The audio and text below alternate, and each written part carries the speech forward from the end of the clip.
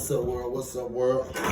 Purple Heart Boxing TV and Coach Bundy about to hit you with another shot. Yes, sir. Yes, sir. If you ain't subscribed to the Purple Heart Boxing TV channel, go ahead and subscribe. Hit that button. You know what I'm saying? So you can always be up on date with us and get the latest content, because we're trying to drop every day and keep the boxing community lit.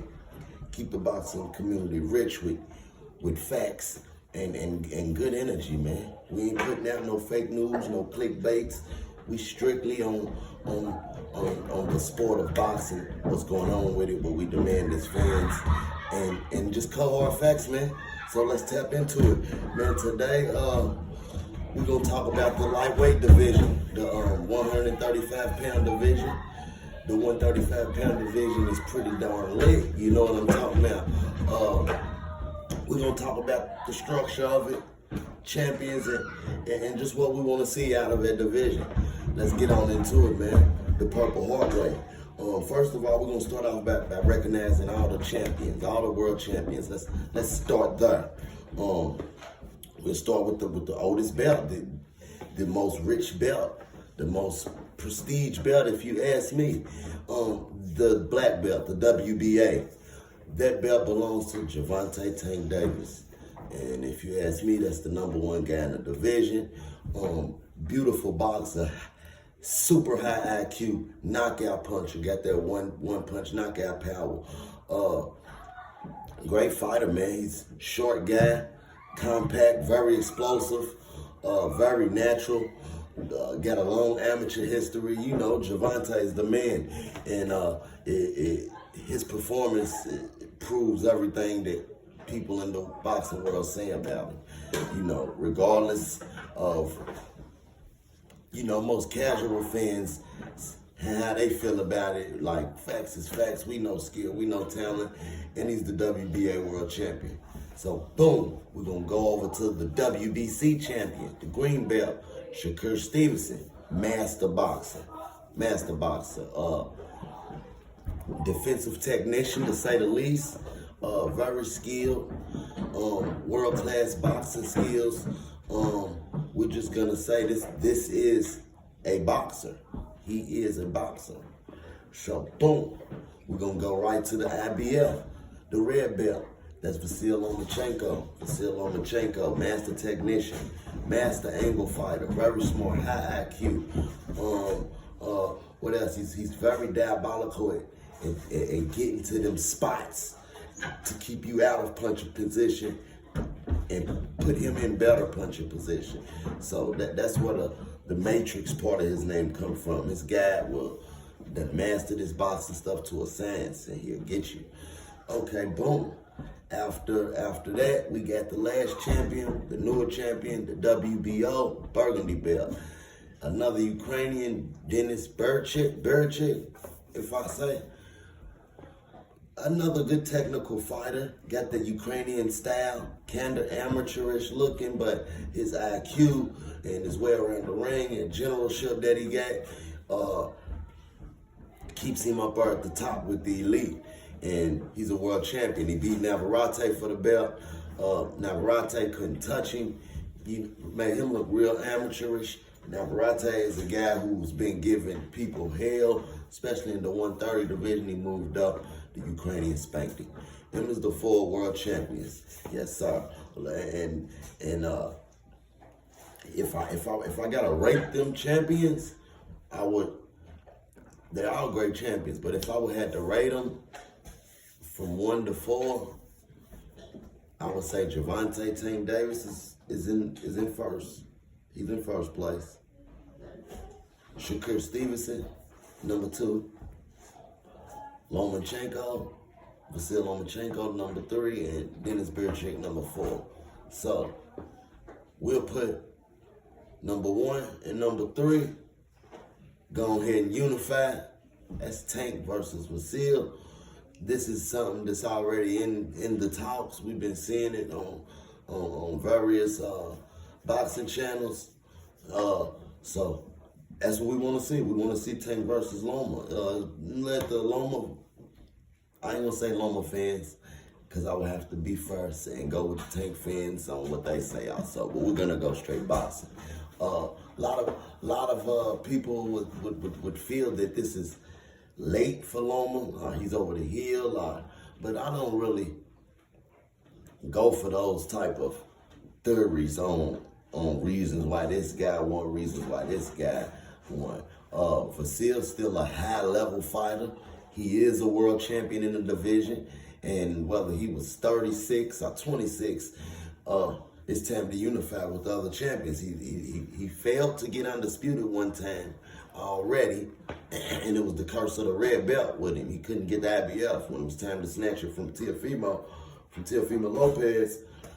He couldn't get it. He came up short when he had another crack at it against David for undisputed.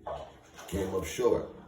Some boxing fans feel like he was robbed, but like I said, we ain't going off of that. We're going off the facts.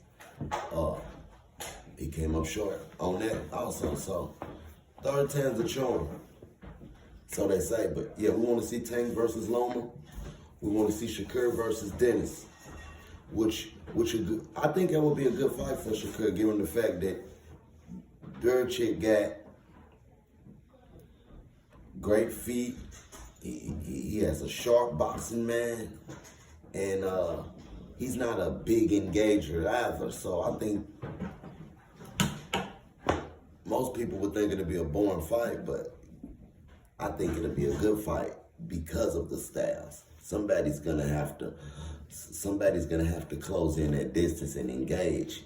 And when Shakur's fighting somebody who he feels he's stronger than, and he can time him right, he'll engage. Y'all get to see that Shakur Stevenson y'all been wanting to see. But yeah, that'll be a good unification fight. And then of course the winners get undisputed.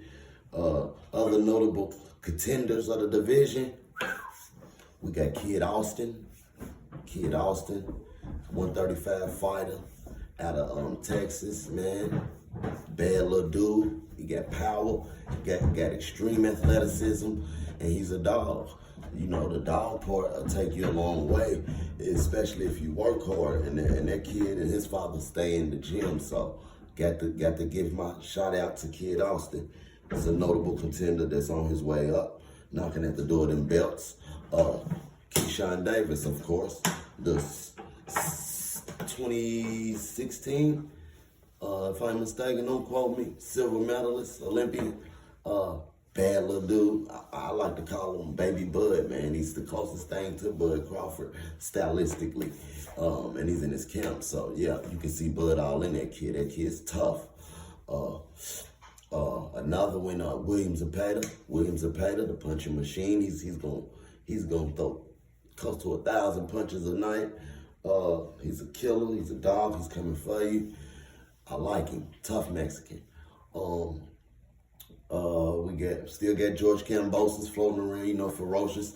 He's fought at the top level, at the highest level. He's been a unified world champion, had every belt, except one. He beat Teofimo Lopez after Teofimo's coming off a victory against the Matrix, Lomachenko. So yeah, you still got to put Georgie right there. Keep Georgie in the mix. Because he can cause problems for anybody. Just come in there and think it's a game, and he'll get to you. Got Abdullah Mason, for sure. The young up-and-coming prospect out of Cleveland. Man, this boy's dangerous. He's cold. I know a lot of people might think it's a little early to be trying to put him in these type of conversations, but I beg to differ.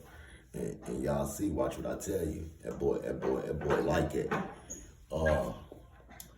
Yeah, 135 division is pretty smoky right now, man. Still got the Maxie Hughes. He actually got a lot of top talent at 135. The lightweight division. That's why I chose to do this video right here. Let's see those contenders start mixing it up. And them same prospects, let's see them all mix it up make for better boxing, make for better fights, like a Keyshawn Davis versus a Frank Morton. I forgot to say Frank Morton, he's still in the mix. That's another notable 135-pounder still knocking at the door, coming off his loss to Tank. Yeah, so let's see a Frank Morton versus a Keyshawn Davis. Let's see a William Zepeda versus a George Kambosos, the other way around, Frank versus William, Keyshawn versus George, Kid Austin versus Frank Morton, Kid Austin versus Keyshawn. Yeah, man, we could see some smoke at 135. Kambosos versus Zepeda. We want to see all these fights, all of them. The 135 division's lit, and we excited to see it. We're going to close the video. Don't forget to like, comment, and subscribe. Show some love. Purple Heart Boxing TV with Coach Bundy. We about to hit him with another shot. We out.